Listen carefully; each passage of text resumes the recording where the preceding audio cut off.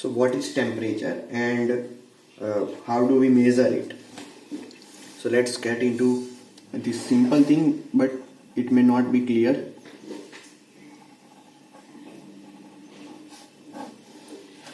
So one thing we need to remember, it is a scalar quantity. It doesn't depend on the directions. The second thing, what is temperature? So it is a measure of internal energy. So I explained earlier that energy has multiple components. So if we start with energy, we had internal energy and the mechanical energy or external energy. In internal I explained chemical, latent heat, nuclear, etc. And in mechanical we had potential energy and kinetic energy. So this internal energy is taken care by temperature. And another definition could be it's the internal energy of the system. That's more important, of the system. The second definition could be it's the degree of hotness or coldness. But this is more technical definition. The measure of internal energy of the system should be answered whenever you are asked in any interview also. Now the third is how to measure. So it can be measured using multiple devices based on different physics.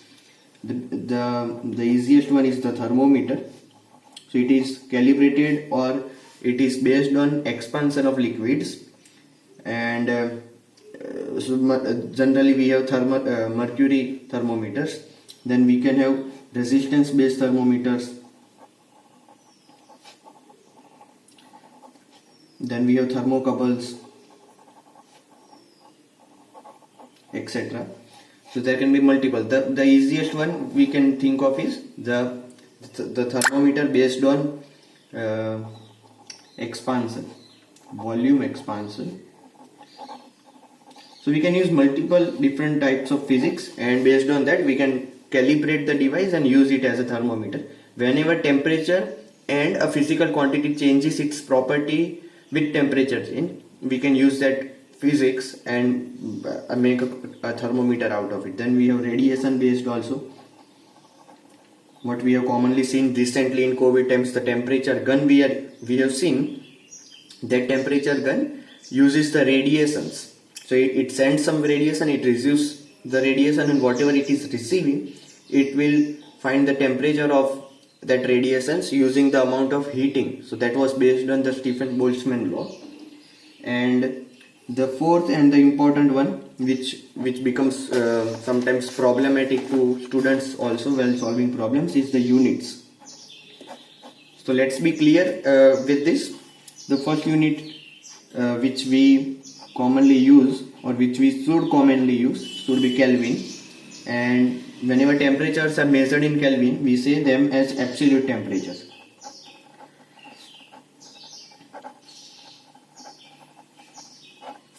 The second one is degree Celsius. Remember the spelling, CELSIUS, and over here we have the word degree. So that means degree Celsius. The third is degree Fahrenheit.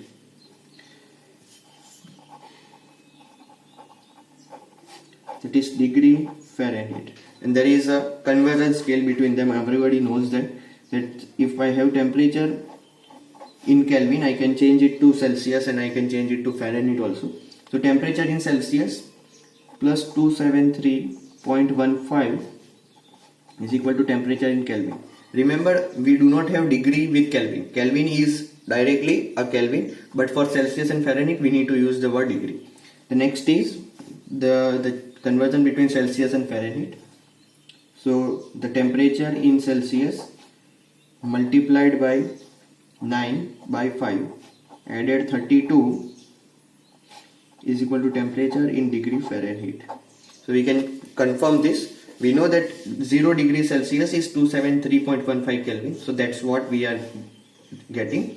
Put 0 over here, the temperature in Kelvin becomes 273.15. And we also know that common body temperature, the Fahrenheit temperatures are known. So at common body temperature, which is 36, I think, we get the Fahrenheit temperature is 96 point something degree Fahrenheit.